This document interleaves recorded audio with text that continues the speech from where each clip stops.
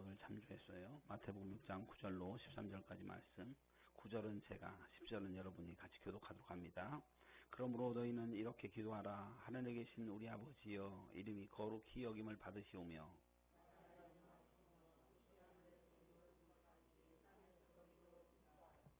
오늘 우리에게 일용할 양식을 주옵시고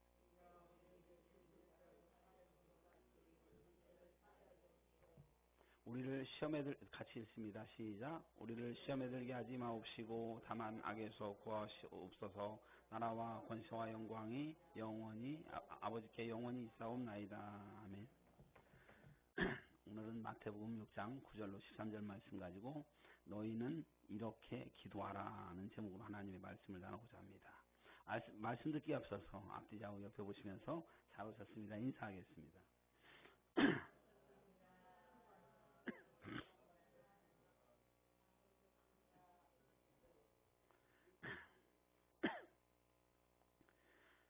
잘 오셨습니다. 반갑습니다. 우크라이나라는 그 나라의 작은 마을에 어느 교회의 벽에 붙어 있는 작은 글이 있습니다. 이거 갖다가 다시 읽는 주기도문이라는 이름으로 인터넷에 많이 떠돌고 있어요. 근데 저한테 너무 감동이 있어서 오늘 너희는 이렇게 기도하라라는 말씀을 전하는데 이 글을 여러분한테 소개를 시키면 굉장히 큰 도움이 될 것 같아서 소개를 드립니다. 이거를 같이 제가 그 앞에를 읽으면 다음에 여러분들이 이렇게 읽고 이렇게 했으면 좋겠습니다. 이거 보이겠죠? 그래서 제가 빨간색은 여러분이 읽으시면 됩니다. 교도관식으로 하늘에 계신 이라 하지 말라. 우리라고 하지 말라. 아버지여라고 하지 말라. 이름이 거룩히 여김을 받으시오며 라고 하지 말라.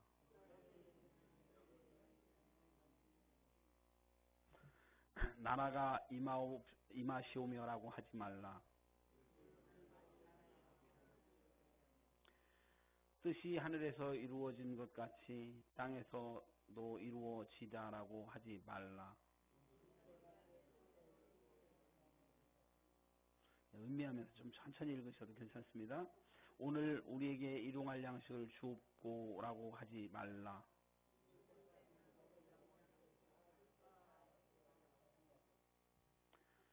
우리가 우리에게 죄진 자를 사하여 준 것 같이 우리 죄를 사하여 주옵시고 라고 하지 말라.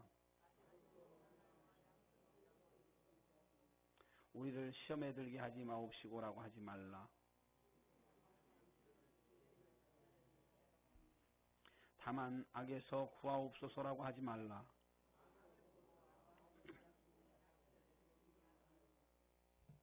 나라와 권세와 영광이 아버지께 영원히 있사옵나이다라고 하지 말라.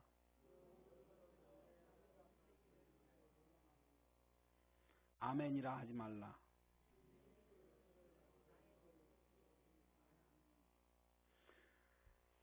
아멘. 여러분 어떻습니까? 주기도문을 그동안 우리가 주문처럼 주기도문을 주문처럼 끊임없이 외워왔는데 이 주기도문을 생각하면서 우리가 그 뜻대로 되달라고 간절히 마음속에 기도하면서 살아왔는지 아니면 그냥 주기도문으로 그냥 주문으로 외웠는지를 생각해 볼 수 있는 시간이 되었으면 좋겠어요. 그래서 주기도문에 관계된 말씀, 이렇게 기도하라는 말씀을 나누기에 앞서서 이 다시 읽는 주기도문을 여러분과 함께 읽으면서 생각해 보는 게 굉장히 은혜가 될 것 같아서 같이 한번 읽었습니다. 유대 당시에 종교, 예수님 당시에 그 종교는 유대교였습니다. 모든 사람들이 야훼 하나님을 섬기는 유대교였어요. 그때 하나님을 정말 잘 섬기려고 몸부림치는 사람들이 있었습니다. 정말 하나님 뜻대로 살아야지. 그 사람들이 누구냐면 이 바리새인입니다. 우리가 바리새인 그러면 그때 당시에 바리새인의 별명은 경건한 사람들이었어요. 그런데 우리가 신약성경을 마태복음, 마가복음, 누가복음, 요한복음을 읽다 보면 바리새인은 어떤 존재로 해소했냐면 경건한 사람들이 아니라 남들한테 보이려고 위선적이고 가식을 떨면서 남들 앞에 서서 기도하는 척만 하는 사람들로 보여집니다. 그런데 이 사람들은 우리가 오해해서는 안 돼요. 예수님께서 너희가 결단코 바리새인들의 의와 같이 하냐면 너희가 결단코 천국에 들어가지 못하리라 이렇게 말씀하셨어요. 그러면 무슨 얘기냐면 이 바리새인들이 우리가 생각할 만큼 그렇게 이 사람들이 막대 먹은 사람들이 아니었다는 거예요. 너무 종교에 열심이었고 너무 믿음이 대단했던 사람들이에요. 이 사람들이 바리새인들이 왜 나타나게 됐냐면 남유다가 BC 586년에 북이스라엘이 BC 722년에 나라가 멸망했어요. 멸망했던 이유가 뭐냐면 하나님의 말씀대로 살아야 하는데 말씀을 어기고 범죄했더니 하나님께서 이방을 들어서 치셨던 거예요.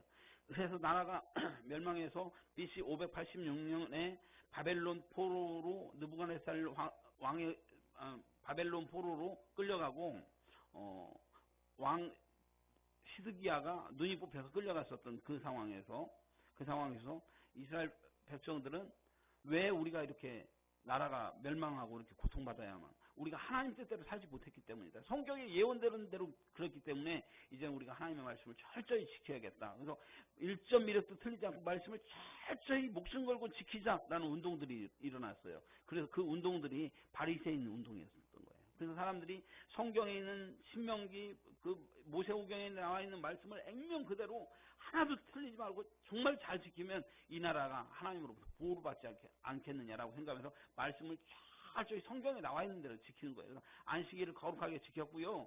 일주일에 2번씩 금식했고요. 하나님 앞에 11조를 드렸고요. 철저히 하는데 이 사람들이 깜빡 까먹고 길을 가다가 자기 기도 시간에 깜빡 까먹었는데 길거리에 갔는데도 남들이 보더니 말지만 이제 손을 들고 기도했어요. 그러니까 사람들이 보면 이야 바리새인들 참 경건한 사람들이다. 말씀대로 사는 사람 야 믿음에 부럽다 이러는 거예요. 그러다 보니까 점점점 이런 사람들이 많아지니까 이 사람들 마음속에는 그 뜻이 점점 사라지고 나서 이제는 남들한테 보이는 게 그래서 나는 일부러 저기 거리에서 한 2시쯤 되면 나가고 손 들고 기도하는 사람들이 여기저기 많아지는 거예요. 그리고 나서 그 금식이 또 정해져 있으니까 얼굴을 초췌하게 해서 막 이렇게 막 세수도 안 하고 그래서 얼굴을 나 금식 이러면서 하고 있는 거예요. 남들한테 보이려고. 이 이미지가 세템이 되면서 종교적인 열심들은 있었지만 그들이 가식적인 모습들을 보면서 예수님이 그들에게 있어서 뭐라고 했냐면 저 바리새인들처럼 길거리에 서서 손 들고 제발 기도 좀 하지 마라. 골방 들어가 기도해라. 금식할 때 얼굴에다가 자꾸 최치하게 하지 말고 얼굴에다 기름 바르고 기도해라. 예수님이 그렇게 가르치는 거예요. 오늘 주기도문 앞부분에 나옵니다. 그 가르침에서. 그러면서 예수님께서 뭐라고 하냐면 너희들 이렇게 기도하라. 저 사람들처럼 하지 말고 이렇게 기도해라고 하면서 하나님의 심정으로 정말 우리가 하나님 앞에 드려야 할 기도가 뭐냐 내가 너희에게 가르쳐 주겠다. 이렇게 기도하라. 이게 주기도문이에요. 그래서 오늘 예수님은 바리새인들처럼 이렇게 하지 말고 그러니까 바리새인들이 어떻게 했냐면 사람들에게 보이려고 외식하면서 기도했고요. 중언부언하지 말라는 말이 뭐냐면 중언부언은 뭐냐면 주문처럼들 이렇게 이렇게 기도했다는 거예요. 중언부언이 이렇게 기도하는 거예요. 그렇게 하지 말고 주문처럼 하지 말라는 거예요. 정말로 심정을 다해서 하나님 앞에 쏟아놓으면 간절히 기도하라는 거예요. 이게 중언부언하지 말라. 근데 우리가 주기도문 할 때 하나님 우리 아버지의 이름이 거룩하게 하시면서 그렇게 얼마나 많이 하는지 모릅니다. 제가 생각이 나는 게 우리가 저희가 자녀가 태희, 성희, 덕희 아들이 셋이잖아요. 어렸을 때 얘네들이 이렇게 그런데 우리 사모님 얼마나 독하게 신앙교육을 시켰는지 하루에 뭐 성경책을 하루에 성경책을 몇 장씩 읽으라고 하고 책을 막 이렇게 하면서 하고 식사기도 같은 건 분명히 해야 되고 하다 보니까 얘들이 이제 날마다 우리에게 일용할 양식을 주셔 날마다 우리에게 일용할 양식을 주셔 이걸 다 FM대로 해야 밥을 먹는 거예요. 그러다 보니까 밥을 빨리 먹으려고 이걸 얼마나 빨리 날마다 우리에게 일용할 양식을 이러고 먹는 거야. 그렇게 했는데 그렇게 중언부언하지 말라는 거예요. 정말 뜻을 다해서 하나님 앞에 간절히 기도하는 마음들을 가지고 하나님 앞에 기도하라는 말씀하면서 너희들이 기도할 때 정말 어떤 뜻으로 기도해야 하는지를 가르쳐 주셨어요. 그래서 오늘 우리들의 기도의 모본이 될 수 있는 이 주기도문에 대해서 생각을 해보면 이 주기도문은 원리가 있습니다. 정말 잊어서는 안 되면 주님의 심정으로 주님께서 가르쳐 주셨던 주기도문에서 잊어서는 안 되는 이 세 가지 원리를 오늘 살펴보면서 우리가 앞으로 이제 새 주기도문과 새 사도신경을 가지고 하는데 그 뜻이 정말 잘 나와 있어요. 그래서 이 뜻들을 갖다 가슴 속에 새기면서 이제 주기도문들을 할 수 있는 은혜가 있기를 간절히 바랍니다. 그래서 이 주기도문을 할 때 이 주기도문의 뜻 이 세 가지는 꼭 알고 있어야 돼. 거의 애우다시피 알 수 있는 은혜가 있기를 간절히 바랍니다. 그래서 이 주기도문의 3대 요점에 대해서 오늘 말씀을 통해서 여러분들에게 나누려고 합니다.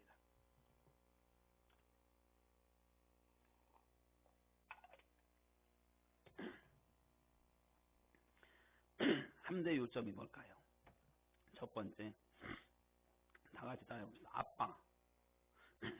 주기도문의 3대 요점은 먼저 여러분들이 말씀드립니다. 첫 번째, 아빠. 다 같이 따라해봅시다. 아빠. 두 번째가 뭐냐면 뜻. 다 같이 따라해봅시다. 뜻. 세 번째가 뭐냐면 우리. 이 주기도문에서 오늘 이 3대 요점이 이거예요. 다시 한번 해봅시다. 첫 번째가 아빠. 두 번째가 뜻. 세 번째가 우리. 첫 번째가 뭐라고요? 두 번째가 뭐라고요? 세 번째가 뭐라고요? 우리. 이거 잊으면 안 돼요. 이걸 잊으면 안 되는데 이걸 이제 풀어볼게요. 첫 번째 기도는 아빠에게 관심을 두라는 거예요. 이 말이 무슨 얘기입니까? 당시의 유대인들은 너무나도 기도 생활을 잘했어요. 그들의 대상에는 그런데 기도를 열심히 잘하긴 했는데 기도의 대상에 대해서는 이 사람들은 그 기도의 대상인 하나님에 대해서는 별 관심이 없었던 것이 아니라 기도하는 것 자체에 관심이 있었어요. 그래서 왜냐면 야훼라고 부르는 그분의 심정과 그분의 사랑, 그분이 누구인가 이거에 별 관심이 없었던 거예요. 그러니까 단지 야훼는 어떤 존재냐면 무서운 존재예요. 야훼라고 부를 때요, 이 사람들이 어느 정도였냐면 하나님의 이름이 뭐냐면 야훼인데 성경을 읽다가 야훼라고 나오면 야훼라고 나오면 야훼라고 읽으면 안 돼요. 하나님 이름을 목욕을 제기하고 와갖고 야훼라고 안 읽고 그 주라는 말로 아도나이 아버지 이름을 못 부르는 거예요. 아도나이 왜냐면 부르다가 잘못하면 죽을까봐. 그리고 다른 사람이 야훼 부르면 신성 모독에다가 돌멩이를 쳐서 죽이는 정도로 그 정도 하나님에 대해서 무서운 마음을 가지고 사람들이 살았던 거예요. 그래서 이 사람들은 하나님의 이름에 대해서 부르려고도 하지 아니하고 하나님 앞에 관심을 가지려고도 아니하고 굉장히 무서운 하나님으로 살았던 거예요. 저는요 제 얘기를 잠시 하면 저는 어린 시절에 무서울 만큼 엄격한 아버지의 슬하에서 2남 1녀 중 둘째로 태어나서 자라났어요. 충남 부여군 부여읍 군수리 129번지에서 둘째 아들로 살아났는데 아버지가 너무너무 무서웠어요. 그래서 아버지가 옷방으로 가면 아랫방으로 가고 아버지가 아랫방으로 가면 옷방으로 가고 옷방으로 가면 안방으로 가면 옷방으로 막 도망다니면서 이렇게. 아버지가 나중에 얼마나 속식이 상했는데 우리 아들들은 도대체 어떻게 되는데 아빠가 옷방으로 가면 아랫방으로 가 아랫방으로 가면 옷방으로 가면 도대체 어떻게 된 거냐고 얘기할 만큼 그렇게 아버지를 피해 다녔어요. 왜 그러냐면 무서우니까. 왜냐면 뭔가 아버지한테 건수가 잡히면 막 벌을 받는 거예요. 깍지 끼고 벽타기 저번에 얘기했지만 그 김밥말이 뭐 군대에서 받는 그런 얼차례들을 기업을 받고 잘못하면 조금만 잘못하면 얼마나 호되게 혼났는지 몰라요. 그러다 보니까 아버지한테는 안 걸리는 게 상책이다. 엄청난 벌을 받았기 때문에 눈에 띄지 않는 게 상책이라고 생각해서 아버지 눈을 피해서 이렇게 도망다니고 이렇게 도망다니고 어렸을 때 이게 삶의 지혜라는 걸 어렸을 때 깨닫기 시작했어요. 그랬는데 또 그러면서도 아버지를 멀리할 수는 없었어요. 왜? 용돈이 필요할 때는 작은 거는 어머니한테 어린 양을 피면서 용돈을 하지만 큰 것들 뭐 가령 수학여행을 간다든가 이런 큰 돈이 필요할 때는 아버지한테 또 손을 벌릴 수가 밖에 없어요. 그때는 무서워도 꾹 참고 아빠 학교에서 수학여행을 가야 한다고 하는데 저 좀 보내주시면 안 되겠어요? 이렇게 얘기하는데 그때 목소리는 사르르 떨리는 거예요. 그래서 또 건수 잡아갖고 여기 말하는데 말투나 무슨 예의범절에 어긋났다면 또 혼나는 겁니다. 그런데도 이 필요 때문에 아버지를 또 외면할 수가 없어서 필요할 때는 아버지를 하고 이렇게 굉장히 어렵게 살았어요. 굉장히 엄격하게 자랐어요. 그래서 그런 생각들 하면서 아버지는 저에게 어떤 존재, 무서운 존재였고 엄격한 존재였어요. 그게 어렸을 때 얘기죠. 근데 점점 나이가 들고 제가 결혼을 하고 아이들을 키우다 보니까 아버지가 속정이 얼마나 깊은 분이었는지 그것들을 가만히 생각을 해보면 저녁 때가 되면 그 일을 하고 나서 저녁 때 오면은 그 삼치라든가 이런 생선을 가지고 사서 이렇게 갖고 와갖고 저녁 때 직접 이렇게 구워갖고 저희들한테 저희 할머니한테 이렇게 발라주시고 저희한테 구워서 먹이고 그리고 요리를 해서 먹여셨던 그 자상함 같은 게 그때 기억이 나는 거예요. 어렸을 때는 기억이 안 나는데 그래서 아버지가 나를 참 사랑하셨구나라고 생각하면서 아버지 보고 싶습니다라고 고백을 할 때는 이미 늦은 거예요. 이미 하늘나라 가신 거예요. 이미 하늘나라 가신 거예요. 그래서 이미 나이가 들어버리니까 그 아버지가 무서운 아버지로 느껴지지 아니고 다정한 아버지, 나를 사랑하셨던 아버지라고 생각하면서 가끔 아버지를 생각하면 눈물이 계속 고일 때가 있어요.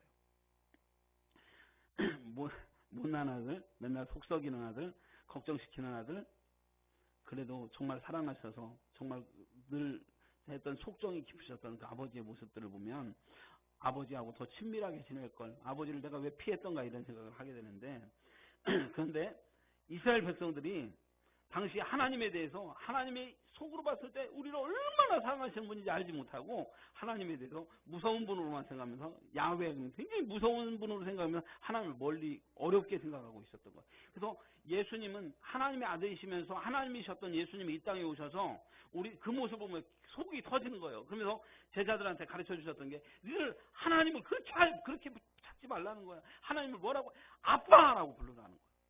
아빠라고.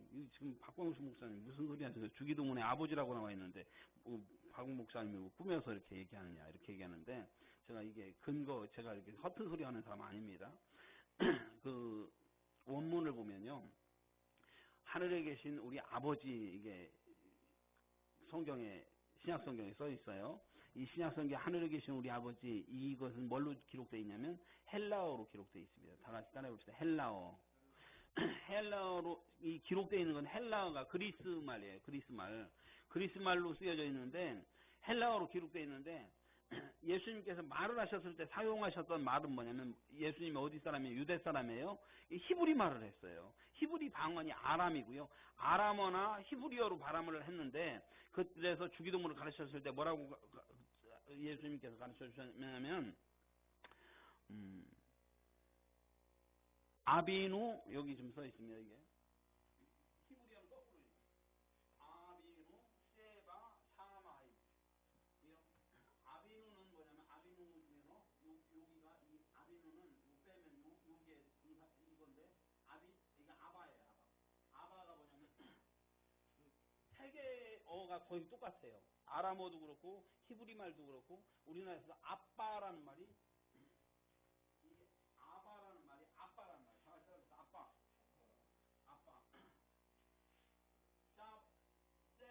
세바는 에 계신이고요. 사마임은 뭐냐면 하늘이라는 거예요.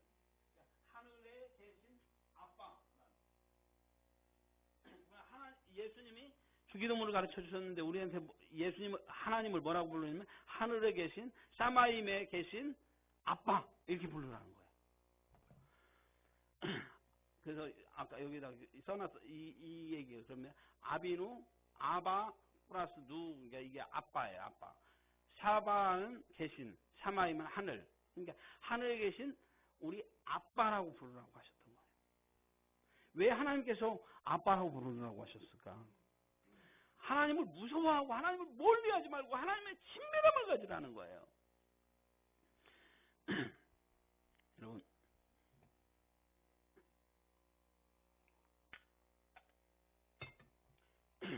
여러분 하비라는 말 들어보셨어요? 하비는 이게 히브리어 말이 아니에요. 하비는 한국말인데 재진이하고 재민이하고 저하고 사이에 통하는 말이 하비입니다. 하비가 뭐냐면 할아버지라고 부르기가 발음이 안 나오니까 어렸을 때 하비 이렇게 된 거예요. 그래서 우리 재진이와 재민이는 어디 방 안에서 자다가 밖에 이렇게 나와다가 제가 있으면 저한테 하비 하고 와갖고 제가 뭐라고 하는데 제가 앉아있는 무릎에 딱 하는 겁니다. 자동이에요, 자동. 저 가만히 있다 뭐 언제 그랬는데 와갖고 여기 앉아있는 하비 그러면서 와서 앉아있는 거예요. 그때 그 합이라고 부르면서 저한테 안겨있는 이 아이에서 제가 뭘 느끼면 친밀감을 느끼면서 얼마나 좋은지 얼마나 귀여운지 몰라요. 그래서 야 우리 아이고 내 손주 내 새끼 이러면서 제가 합이라고 부를 때마다 기쁨을 느끼는데 이게 이제 그 주말이 되면 상황이 틀려져요. 저한테 합이라고 부르면서 제 무릎에 앉았었던 재진이 재민이가 저를 쳐다보지도 않고 이제 왜냐면 제 아빠가 오니까 아빠 그러면서 아빠 무릎에 자동으로 딱 앉으면서 거기서 어린양 피면서 그러는 거예요. 그래서 그때는 저는 좀 서운함과 좀 속상함도 사실은 약간 좀 서운함도 언제 봤듯이 이렇게 하는 몸에서 속상함도 느낄 때도 있어요. 그런데 제가 왜 오늘 이 얘기를 하냐면 그 제디와 우리 손주 사이에서 합이라고 부르는 이 관계 속에서 친밀감을 느꼈었던 것처럼 흠도 없고 허물도 없이 정말로 친밀감을 느꼈었던 것처럼 근데 그 재진이 재민이가 지 아빠한테 가서 아빠라고 불렀었던 것처럼 오늘 예수님이 뭐냐면 그렇게 부르라는 거예요. 야훼라고도 못 불러갖고 아도나이 무슨 떠났었던 그 모습들이 아니라 하나님은 어떤 분이냐 너희 아빠다 아빠 이렇게 부르라는 거야. 아버지라고 부르라고 한 거 아니에요. 지금 이 원문을 깊이 보면 아빠 정말 친밀하신 분 나를 사랑하시는 분 이거를 생각을 하는 거예요. 하나님에 대해서 하나님에 대해서 그분이 누군지도 알지 못하고 그냥 이렇게 부르면서 기도하면서 주시옵소서 하는 게 아니라 주기도를 시작할 때 하나님에 대해서 친밀감을 가지고 하나님이 누구신지 나를 얼마나 사랑하신지 우리를 사랑하셔서 이 땅에서 십자가에 못 박혀 죽으시는 그 독생자 외아들을 보내시기까지 그렇게 사랑하셨던 하나님 그 하나님에 대해서 친밀감을 가지고 아빠라고 부르라는 거예요. 그래서 주기도문 하늘에 계신 우리 아빠라는 거. 그래서 주기도문을 부를 때 우리가 관심을 가지니까 누구에게 관심을 갖냐? 다 따라서 아빠에 관심을 갖는 은혜가 있기를 간절히 바랍니다. 예수님이 그래서 우리에게 그때 당시에 하나님의 야훼자도 못 불렀었던 사람들에게 아빠라고 불렀던 거. 얼마나 파격적인 얘기예요. 하나님에 대해서 친밀감을 가질 수 있는 은혜가 있기를 간절히 바랍니다. 넘어갑시다. 그래서 우리는 늘 기도할 때마다 하나님이 누구인지 내 아빠를 내가 알기를 원합니다. 내가 하나님을 더 알기를 원합니다. 아버지에 대해서 관심을 가져야 해요.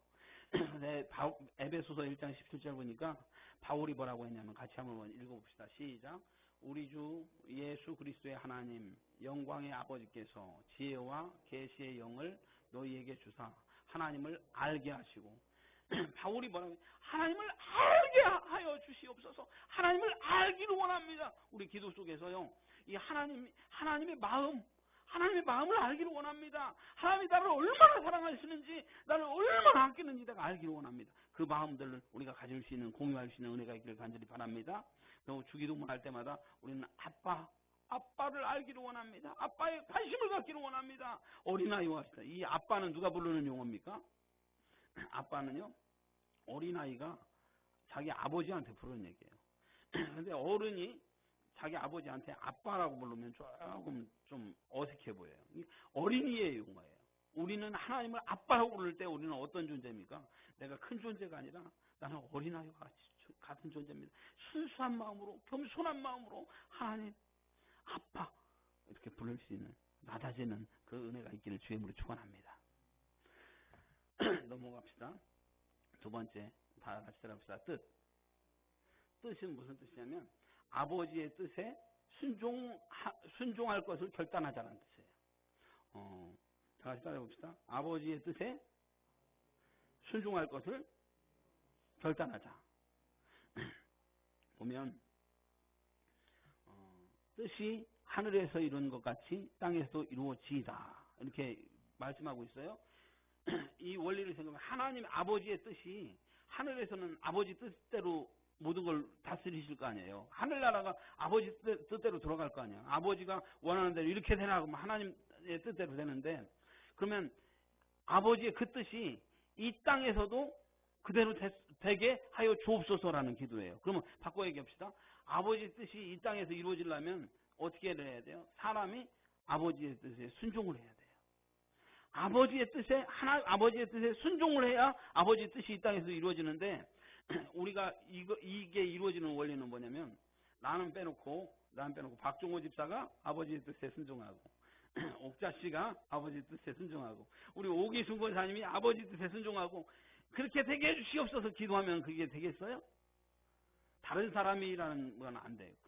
이 고백의 뜻은 뭐냐면 하나님 다른 사람은 그만두더라도 나부터 아버지의 뜻에 순종하겠습니다. 이 고백이 있어야 하는 거예요. 주기도문의 이 고백은 뭐냐면 뜻이 하늘에서 이룬 것 같이 땅에서도 이루어지이다. 아버지의 뜻 땅에서도 이루어지이다. 이 뜻은 뭐냐면 내가 아버지의 뜻에 순종하는 첫 번째 사람이 되겠습니다. 이 뜻이에요.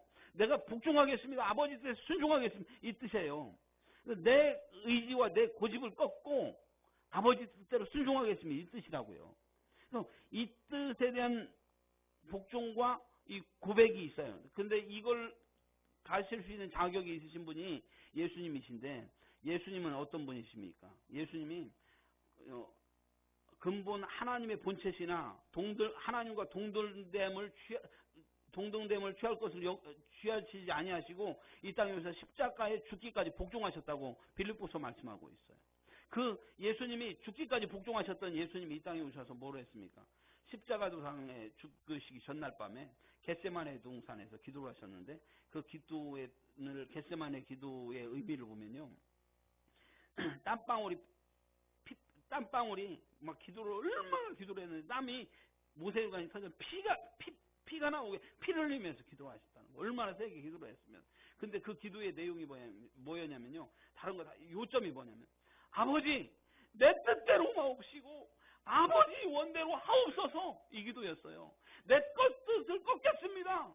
내 십자가 짊어지는 거 너무 힘드는데 내가 뜻 꺾겠습니다. 아버지 뜻이라면 내가 순종하겠습니다. 이 기도가 겟세마네 동산의 기도예요. 그 아버지의 뜻에 순종했었던 주님이 우리한테 그 뜻이 이 땅에서 이루어지다라고 기도하라는 거예요. 아버지 뜻에 내가 순종하겠습니다라고 기도하라는 거예요. 내 고집 꺾이고 아버지 뜻대로 순종하겠습니다라고 기도하라는 거예요. 그런데 이 아버지 뜻이 얼마나 중요하냐면요. 마태복음 7장 21절 같이 한번 읽어봅시다. 나더러 시작. 나더러 주여 주여 하는 자마다 다 천국에 들어갈 것이 아니요 다만 하늘에 계신 내 아버지의 뜻대로 행하는 자라야 들어가리라. 어떤 사람이 천국 들어간다고요? 아버지의 뜻대로 행하는 자라야 천국에 들어간다.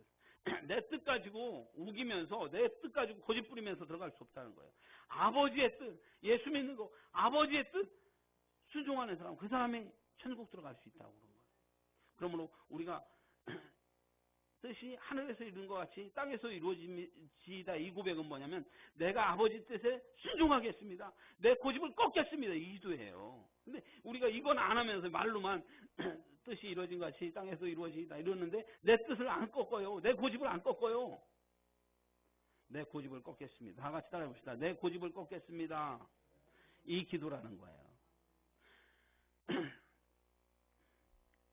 그 어떤 고집에 대한 어떤 고집센 그 부인에 대해서 그 인터넷에서 봤던 기사를 하나 소개하면 파리 교회의 베르사유에 사는 르니에르 부인은 한 시대를 주름잡는 궁정 고문 변호사의 아내로 남들이 부러워하는 생활을 하고 있었습니다. 1842년 이 변호사와 그 부인이 부부싸움을 했어요. 말다툼을 딱 하는데 그 변호사가 너무 화가 나가고 무슨 소리 하는 거야? 입 딱 쳐! 이래버린 거야. 입 딱 쳐! 마누라한테 입 딱 쳐! 그랬어요. 이거 평소 다 대부분 할 수 있는 소리인데 이 소리를 들었었던 그 부인은 굉장히 자존심이 상하고 속이 상했는지 몰라요. 그 얘기를 들었는데 평소와는 달리 몹시 기분이 나빴었던 그 르니에르 부인이 그 다음부터 입 딱 쳐라는 말 동안 앞으로 30년 동안 죽을 때까지 말을 한마디도 하지 않았대요. 얼마나 고집이 셌는지 모르겠어요. 입 딱 쳐라는 말을 해서 말을 하다 30년 동안 말을 한마디 안 한 거예요. 곤란하게 된 변호사가 그러니까 얼마나 부인한테 여보 내가 잘못했어. 그때 말 잘못했어. 내가 미쳤지. 왜 이런 말을 했는지 모르겠어. 잘못했어. 그래서 말을 안 하는 거예요. 나중에 얼마나 됐는데 그 부부 사이에서 이쁜 딸이 있었는데 결혼을 하게 돼갖고 신랑감을 데리고 왔는데 그 사람이 마음에 드느냐 안 드느냐 결혼시켜도 되느냐 안 되느냐 말을 안 하는 거예요. 여보 말을 해달라고 했더니 결혼시켜도 돼 안 돼? 끄떡끄떡 제가 결국 죽을 때까지 말 한마디도 안 했다. 고집이 무지무지 고집이 그렇게 센 여자라 할지라도 주님 앞에서는 고집을 꺾어야만 아버지 나라에 들어갈 수 있다는 걸 깨닫는 은혜가 있기를 간절히 바랍니다. 그러므로 오늘 뜻이 하늘에서 이루는 것 같이 땅에서 이루어지다라는 이 말씀은 내가 고집을 꺾겠습니다. 주님의 뜻에 순종하겠습니다라는 말씀이라는 걸 기억할 수 있는 은혜가 있기를 바랍니다. 마지막 세 번째, 아버지의 마음을 아는 기도. 여기서 우리가 우리 그랬는데 다시 따라해봅시다. 우리 그 주기도문은요, 나라는 말이 나와 있지 않아요. 주기도문을 보면 전부 다 우리입니다. 우리. 나라는 말이 없어요. 왜냐하면 예수님은 하나님의 심정을 가장 잘 알고 있었던 분이에요. 하나님의 아들이잖아요. 이 땅에 오셔서 예수님이 하나님의 심정을 가장 잘 알고 있었는데 하나님의 심정은 뭐냐면요. 하나님의 마음, 하나님의 심정은 어떤 심정이냐. 오늘 보세요. 그 주기도문에 보면 오늘 우리에게 일용할 양식을 주옵시고 우리가 우리에게 죄진 자를 사하여 주옵시고 사하여 준 것 같이 우리 죄를 사하여 주시고 계속 우리 나라는 말이 없어요. 주기도문에 나라는 단어가 없어요. 예수님은 하나님의 심정을 굉장히 알았던 분인데 그 예수님이 우리에게 우리라는 단어를 쓰겠어요. 옛말에 이런 말이 있습니다. 10손가락 깨물어서 안 아픈 손가락 없다라는 말이 있어요. 그런데 10손가락 깨물어서 더 아픈 손가락이 있어요, 없어요? 아니, 똑같다고 거짓말 시키지 말고. 10손가락 깨물으면 더 아픈 손가락이 있습니다. 어떤 손가락이 더 아픈지 아세요? 잘 사는 자식, 막 잘 나가는 자식, 그 자식에 대해서 마음이 가는 게 아니에요. 자식 중에서 최고, 그 중에서 못 사는 자식, 굉장히 좀 힘든 자식, 그 자식을 보면 가슴이 막 애리고 아픈 거예요. 자식들이 다 잘 나가고 똑같으면 좋은데 그 중에서 못난 자식이 있으면 더 신경이 쓰이고 더 아픈 게 이게 부모 마음인 거예요. 그래서 제가 왜 그걸 아냐면 우리 어머니 보면 알아. 우리 형님도 잘 나가고 돈도 잘 벌어요. 여동생도 돈도 잘 벌어요. 근데 둘째 아들만 보면은 지금까지 목회한다고 그렇게 하는데 좀 그렇고 그러니까 매일 그 걱정스러워서 맨날 저를 위해서 부에서 여기까지 오면서 저를 위해서 늘 기도하고 신경 쓰는 거 이런 것만 보면서 제가 이해하는 것이 뭐냐면 이 아픈 손가락이 있구나라는 생각을 하고 여동생한테 뭐 좋은 거 맛있는 거 받아오면 저한테 다 갖다 주고 형님한테 받아오면 저한테 다 갖다 주고 그래서 이게 부모 마음이구나 이거 아는 거예요. 하나님의 마음도 똑같아요. 이 세상에 있는 모든 사람들이 다 구원받고 지옥 가지 아니하고 천국 가고 구원받기를 간절히 원하는데 우리들의 마음은 어떠냐면 우리는요 하나님 앞에 기도할 때 나만 기도하는 거야. 나만 잘 살면 되고 내 기도 그 주기도문을 보면 나라와 민족을 위한 기도 뭐 소외된 이웃 뭐 선교 뭐 불쌍한 이웃들 기도하지만 실질적으로 모든 기도의 중심에는 나만 있는 거예요. 근데 이 아버지의 마음은 어떤 마음입니까? 누가복음 15장을 보면요 탕자가 집을 나간 거 탕자가 집을 나갔어요. 탕자가 집을 나갔는데 그 아버지의 유산을 갖다 거의 반 강탈하다시피 갔는데 허랑방탕에 갔었어. 아버지가 보면 다 알아요. 아버지는 먼저 살아셨던 분이기 때문에 자식의 인생에 대해서 제가 제 성격까지 다 알고 있게 갖고 가면 금방 다 날릴 거 알아요. 안 봐도 뻔해요. 집에서 가만히 보면 가갖고 다 써버리고 나서 빈털터리가 돼요. 돼지 쥐엄 열매 먹고 있다가 그 마음속에 후회하면서 내가 아버지 집으로라도 가서 머슴으로라도 써달라야지. 가는 그 상황 속에서 아버지는 집 나간 아들을 간절히 기다리면서 이 아들이 돌아오기를 간절히 기다리고 날마다 문 열어 기다리고 있어요. 그 아들이 왔습니다. 아들이 멀리서 오고 있는 걸 보고 아버지가 먼저 달려가서 끌어안고 부둥켜 안고 끌어안고 포옹하고 그 머슴 살다 왔으니까 신발도 없잖아요. 신발 신기고 가락씩 끼우고 그러면서 불러다가 잔치를 벌입니다. 이 잔치를 벌이는 모습을 보고 우리가 여기서 주목해야 할 게 뭐냐면 큰아들이 어떻게 나오냐면 아버지 나는 여기 있을 때 나를 위해서 뭐 소 한 마리, 염소새끼 한 마리 안 잡더니 아버지 얘 저 집 나간 놈, 저 망아지 같은 놈 뭐라고 저렇게 잔치를 벌이냐고 막 이렇게 하는 모습들을 봤을 때 아버지 심정이 얼마나 찢어졌을까.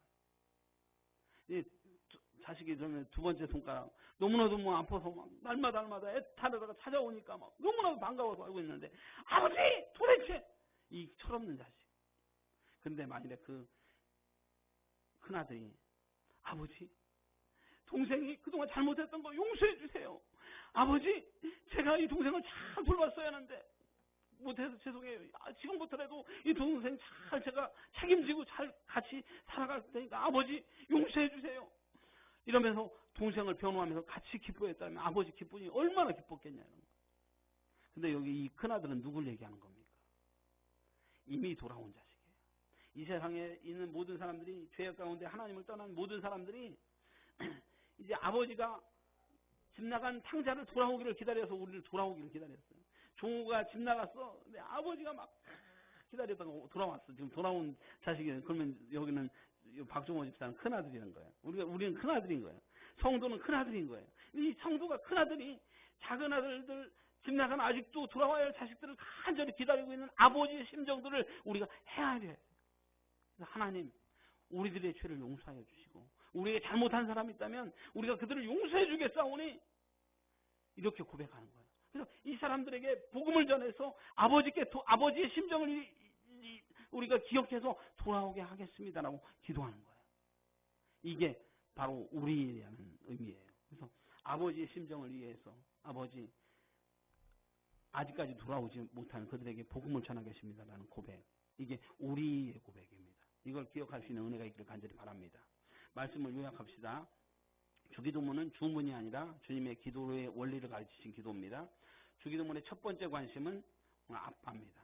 하나님, 아빠의 관심, 친밀한 걸 아빠라는 거. 주기도문의 두 번째는 뜻이라는 거. 내 뜻이 아니라 아버지 뜻.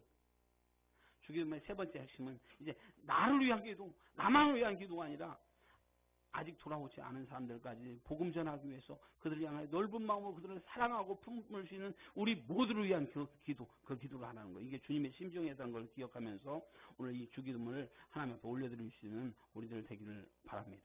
다 같이 기도합시다. 고마우신 아버지 하나님 은혜와 사랑을 감사합니다.